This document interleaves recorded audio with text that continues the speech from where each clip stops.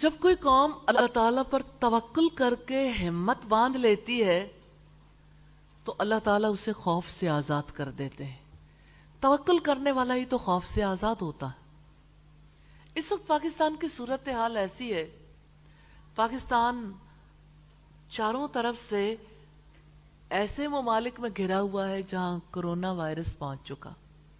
China, Iran اور افغانستان، اور پھر عمان، یعنی سمندر کی سائٹ پہ کراچی سے آگے عمان کا ساحل. تو آپ یہ دیکھیے کہ پورے پاکستان میں خوف کی ایک فضا پیدا کی جا رہی ہے اور لوگ خوف زدہ ہو رہے ہیں.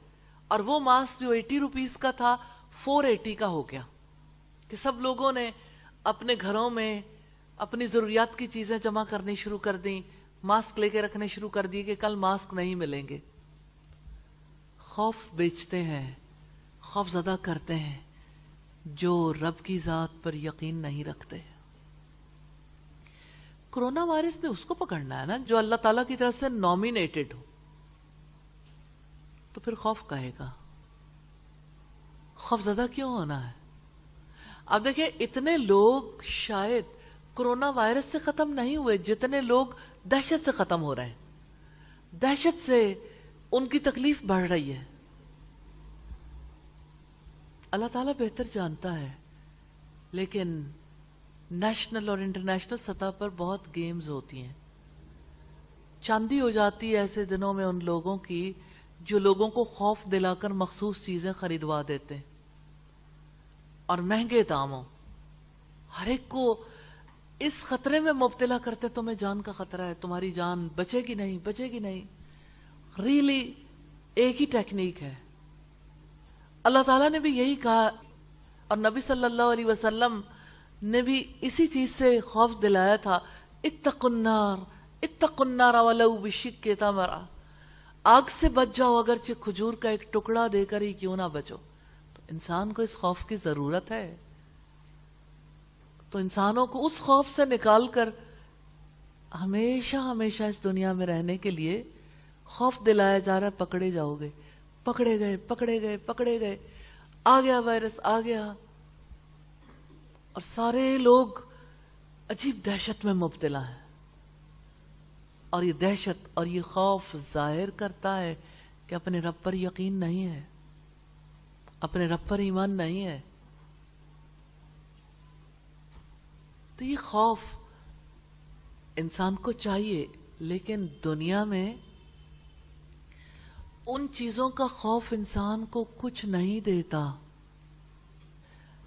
جن چیزوں کے خوف میں وہ مبتلا ہے کہ میری زندگی پکڑی جائے گی اور میرے اوپر دشمن غالب آ جائے گا، اور اسی طرح سے بہت سارے اور معاملات. آپ اگر دیکھیں کہ ایک مخصوص قسم کی دہشت کی فضا ہے، وہ دہشت جو طور کی وادی میں پیدا کی گئی تھی. اور طور کی وادی میں اللہ تعالیٰ نے تب 70 افراد جو حضرت موسیٰ علیہ السلام کے ساتھ گئے تھے ان سے یہ کہا تھا خذوا ما آتیناکم بقوہ، جو کچھ ہم تمہیں دے رہے ہیں اسے قوت سے پکڑ لو. اور آج اتنی دہشت زدہ ماحول پیدا کر کے وہ فلسفیز اور وہ لائف سٹائل دینے کی کوشش کی جا رہی ہے کہ کسی دہشت اور خوف میں آ کے اس کو قبول کر لیں. خوف زدہ نہیں ہونا، دہشت میں مبتلا نہیں ہونا. موت نے وقت پر آنا ہے اور موت سے بھاگ کر کہیں نہیں جا سکتے. اپنے رب پر یقین رکھنا ہے. یہ یقین آپ کو پاک رکھے گا، یہ یقین آپ کو آگے بڑھائے گا. اور کبھی رب کے مقابلے میں انسانوں کی دی ہوئی فلسفیز کو قبول نہیں کرنا. اللہ تعالی ہم سب کو توفیق عطا فرمائے کہ ہم رب کی بات پر راضی ہو جائیں، ہم رسول کی بات پر راضی ہو جائیں، اور اللہ تعالی ہمیں اس باطل کے شکنجے سے بچا لے اور سب مسلمانوں کو اور ساری دنیا کے انسانوں کو باطل کے شکنجے سے چھڑا دے.